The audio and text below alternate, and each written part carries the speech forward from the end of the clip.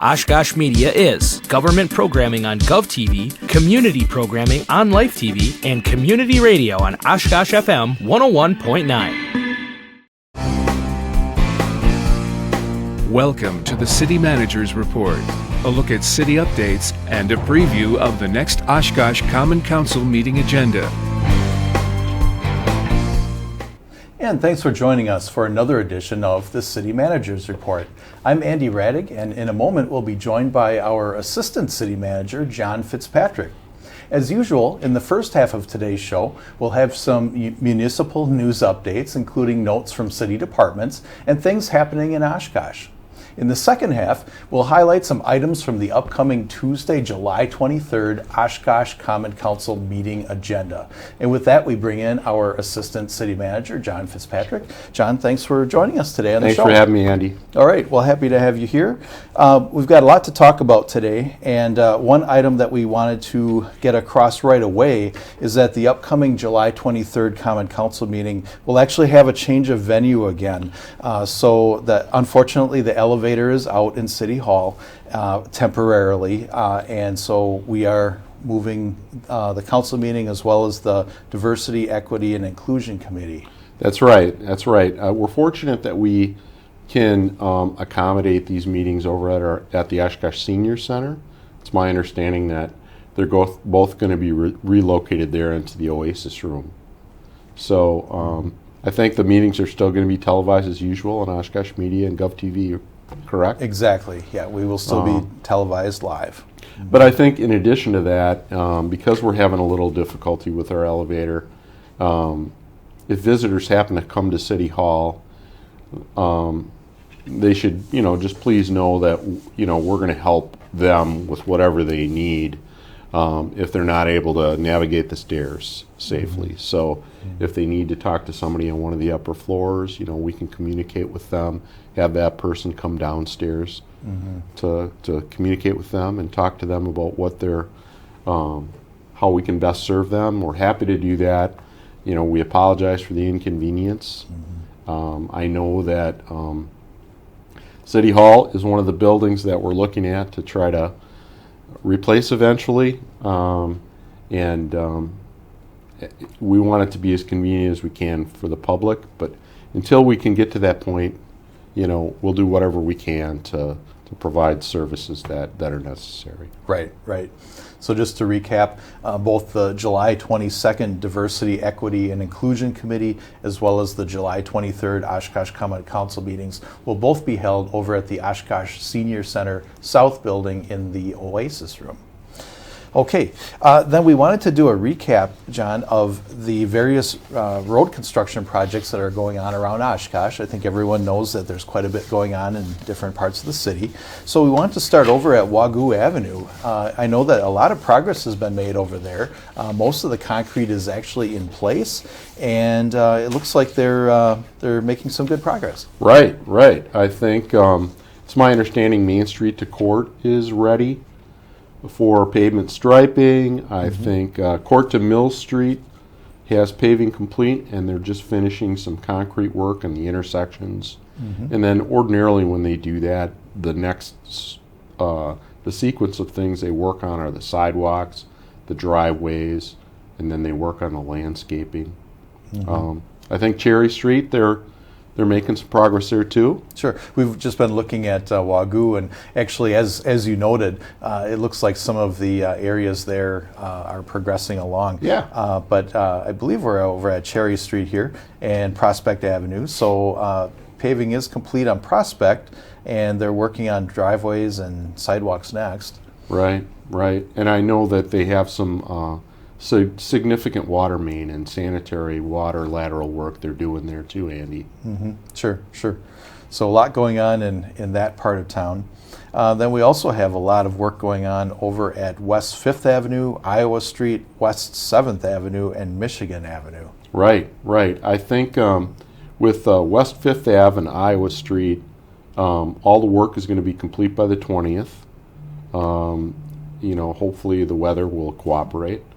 I think West 7th, I think they're working on sanitary and water laterals, and I know there's a big box culvert over there for storm sewer stuff, and I think they're hoping to get to that next week. And then I believe Michigan Avenue, they're going to start work on the water main next week if the weather is cooperative. That's right. That's right. Weather's always a factor with these projects. Yeah, but right. I think for the most part, despite our very rainy season this year, it seems like things have been progressing fairly well. Yeah. So we'll keep everyone updated on these projects as they keep moving along. But we wanted to give you a little bit of an update on where things are at. Right. I know it's inconvenient for folks when these are taking place, but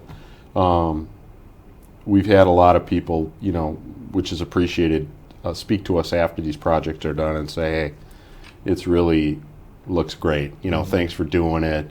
And as we, tried to convey in our descriptions of, what's actually taking place, it's not just a surface roadway. It's we look at it three-dimensionally so we can, be efficient. When we tear up the road, we want to also deal with all the infrastructure underneath, the storm sewers, sanitary sewers. So all that stuff is new and hopefully won't need to be repaired for a long, long time. Right, absolutely. Make sure that it's all taken care of in one sweep. Right. All right.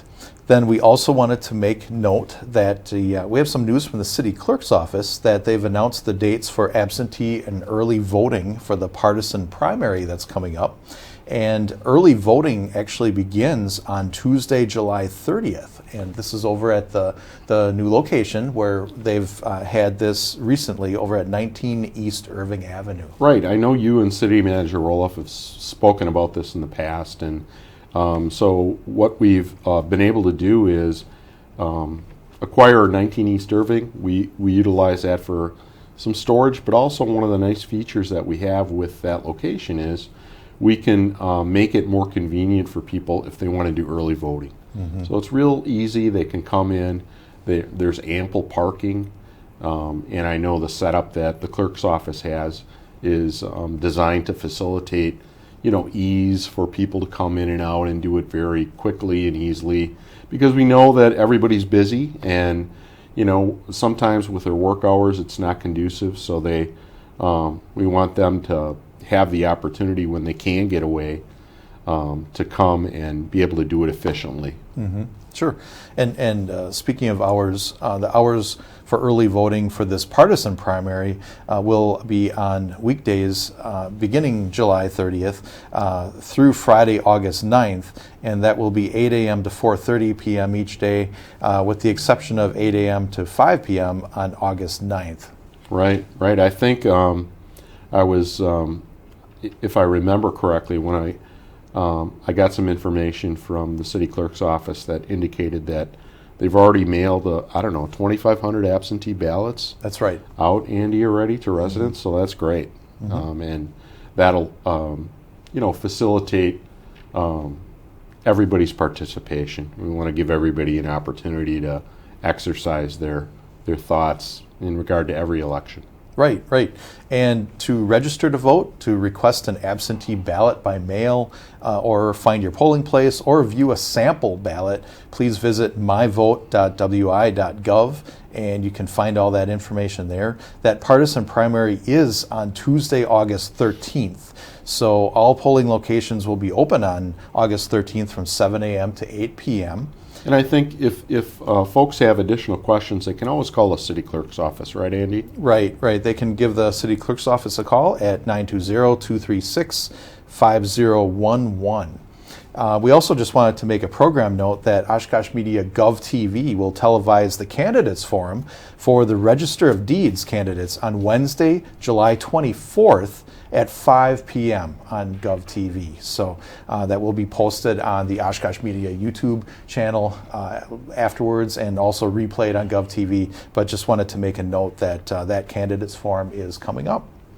Okay, we also wanted to highlight, John, that the National Night Out is coming up on Tuesday, August 6th, and this is a really cool community event.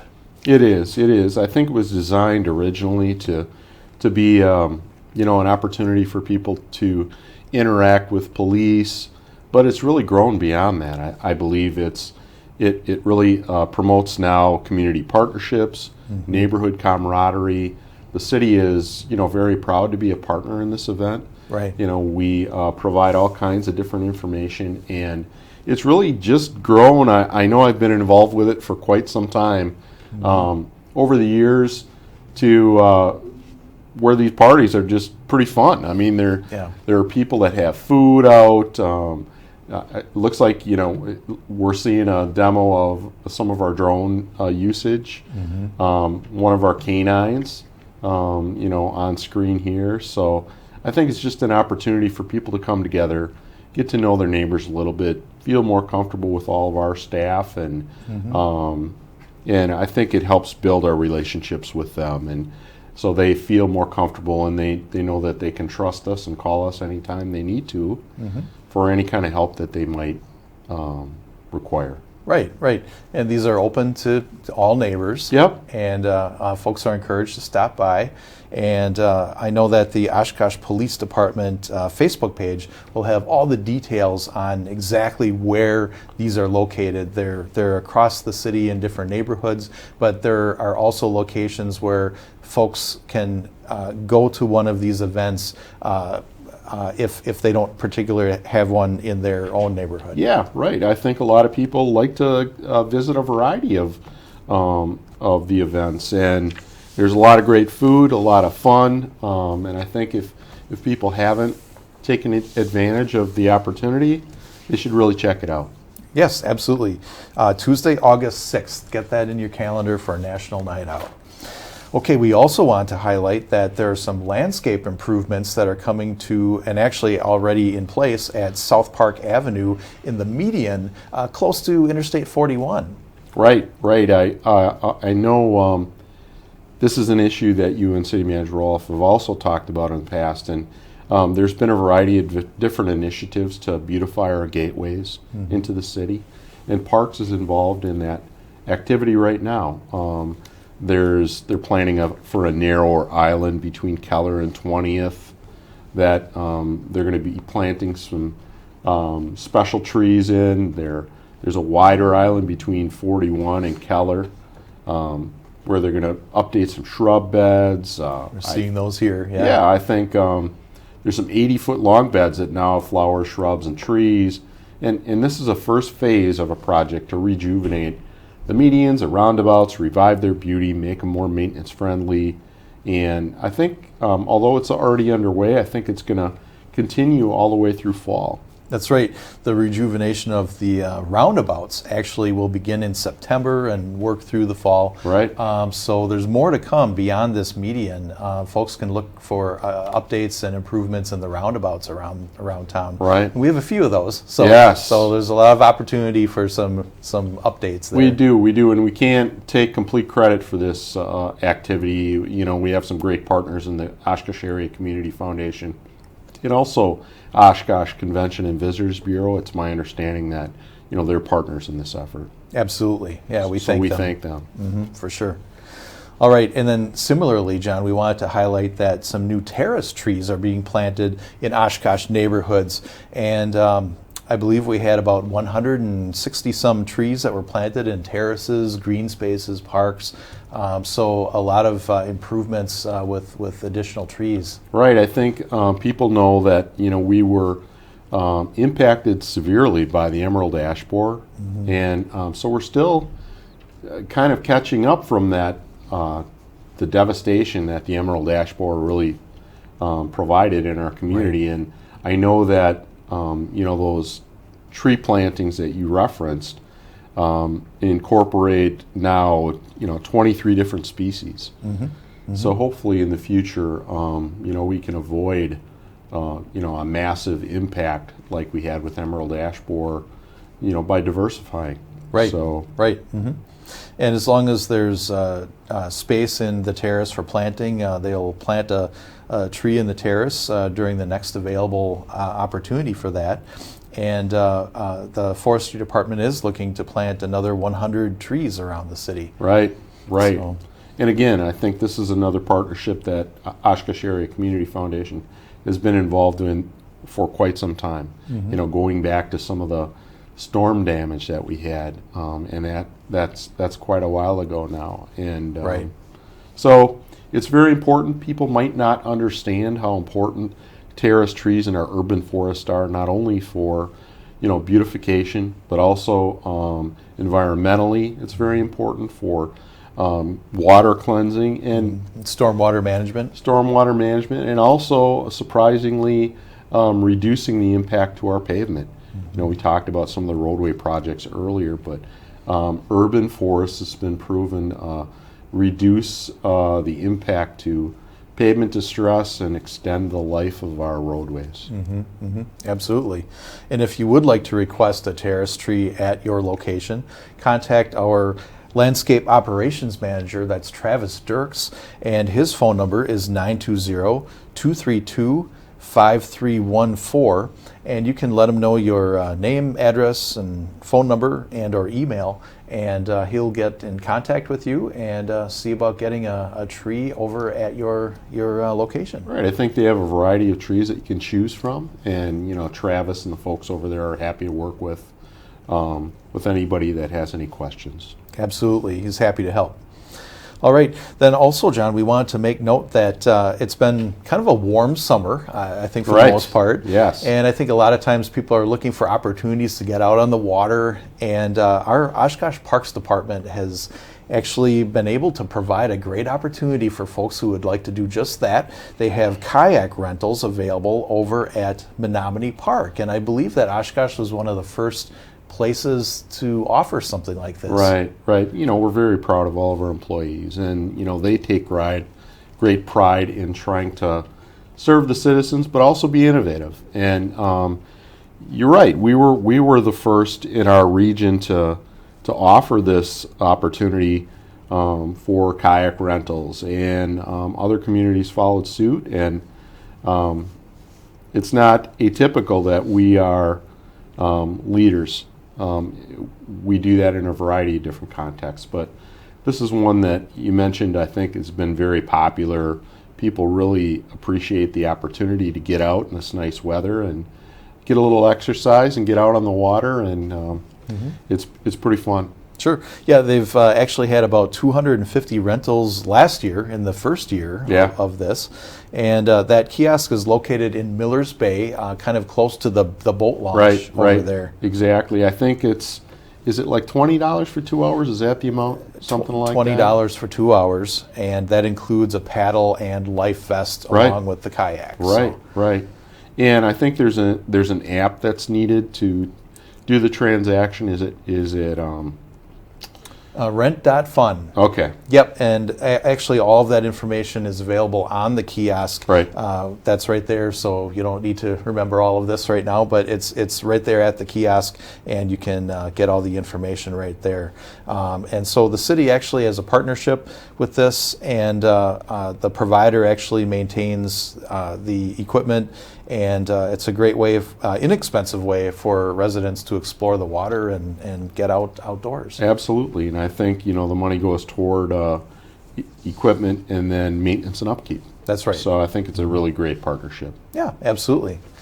All right, and then we also wanted to highlight, speaking of the parks area, the Parks Department has a lot of great events going on. Hopefully folks have had the opportunity to take advantage of some of these things, but we just wanted to make note that summer has a lot more ahead yet, and so there's actually a family outdoor movie night that's coming up and a lot of other events. Right, it's my understanding they're going to be playing the movie Elemental that night, and gates open at 6:30, so that'll be fun for folks. Friday, July 26th for that one. Right.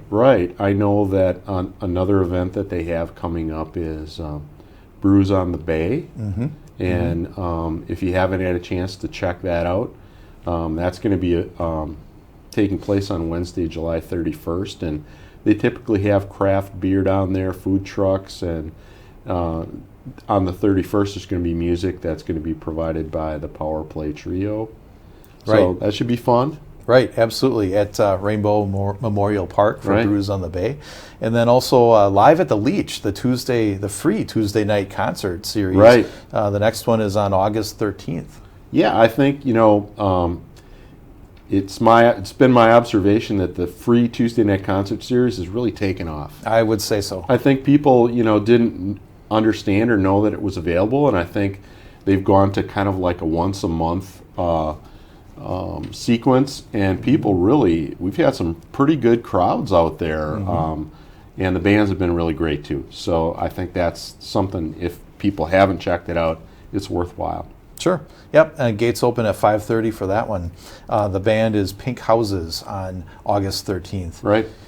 So we just wanted to also highlight that the Oshkosh Parks Department has an activity guide available that has all of this and more. Yeah, right. It's pretty cool. It's something that you can check out. It's available online, and you can just page through. And one of the things that the Parks Department does, I think, a very good job with is trying to come up with activities and programming that can appeal to a variety of our citizenry. Not only children, but children and adults. So they try to come up with fun things that everybody can enjoy in the community. Some things might appeal to some, and others maybe something else. So I think the variety is they've done a really good job with that. Right, absolutely.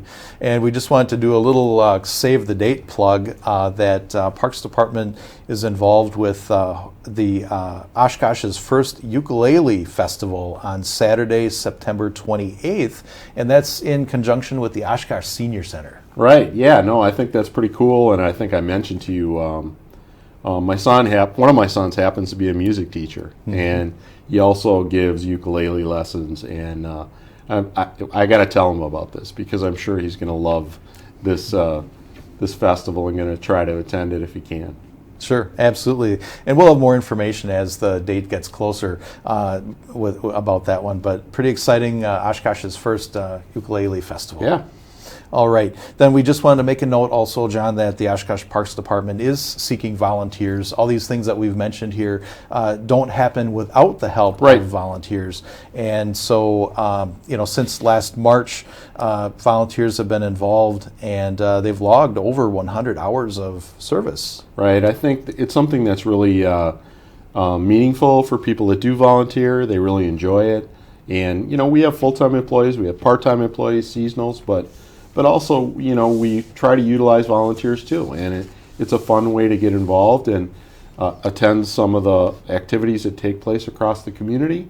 So if you're interested, we encourage you to check out the volunteer opportunities, and they really do make a difference in our community. Mm-hmm. Absolutely. And if folks would like to get more information, they can contact Kathy Snell at 920-236-5080. Also on the Parks Department webpage, they have a webpage dedicated to volunteer opportunities, and you can explore more there. You can learn about what opportunities they have available, and you can register and sign up to help out. And definitely give Kathy a call. She's happy to help you at 236-5080 and become a volunteer. All right. Well, John, I think we're going to keep it right here, and we are going to transition into discussing the upcoming Oshkosh Common Council meeting that will be held on July 23rd, and that will be located over at the Oshkosh Senior Center South building in the Oasis Room. So we did have a venue change for that particular meeting. So coming up on Tuesday for that meeting over at the Oshkosh Senior Center. So again, here with Assistant City Manager John Fitzpatrick. And let's dive into the agenda a little bit, John. All right. So we're taking a look at the consent agenda, and it looks like we have an item regarding sanitary manhole rehabilitation.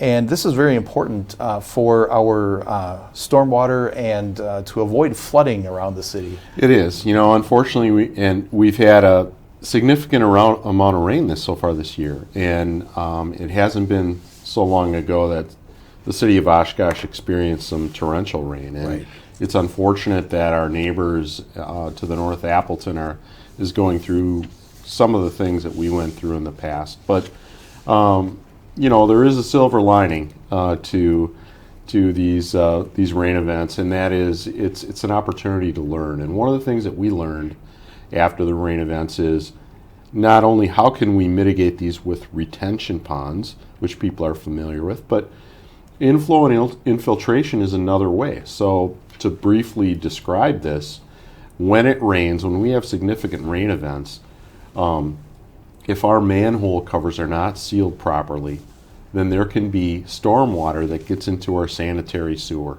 And the sanitary sewer is the stuff that goes to the wastewater treatment plant for treatment.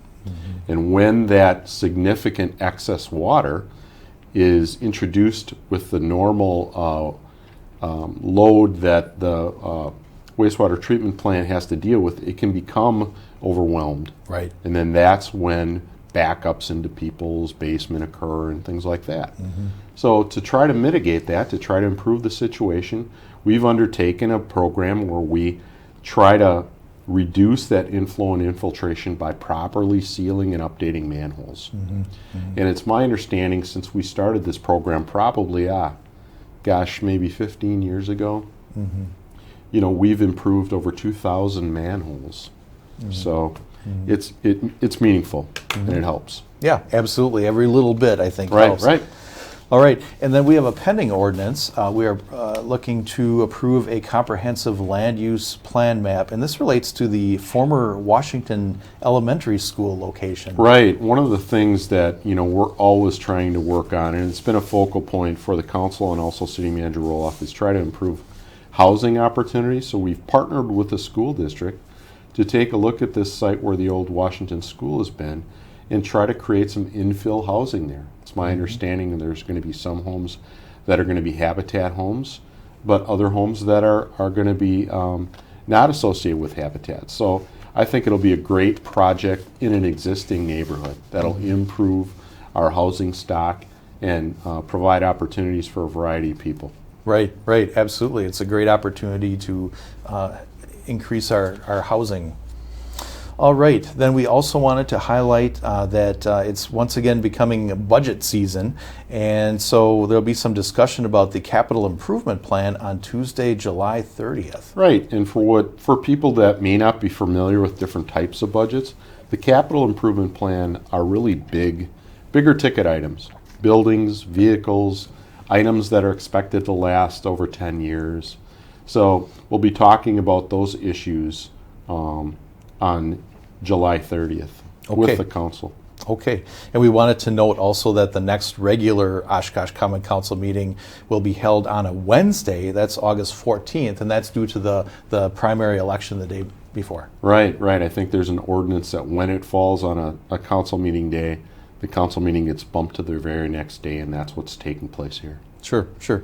And then one other item that we wanted to point out is we have an agenda item for the cooperative purchase of some of the flashing beacons, and it is the location is West 9th Avenue and Graceland Drive to perhaps install these at that location. Right. You know, we were discussing roundabouts earlier. We certainly have a significant amount in the community, and I think people have adapted and actually like them because it eases transportation for them across the city, and they're safer for potential crashes. But one of the things although it expedites traffic flow, we also want to make sure that we're protecting the pedestrian public.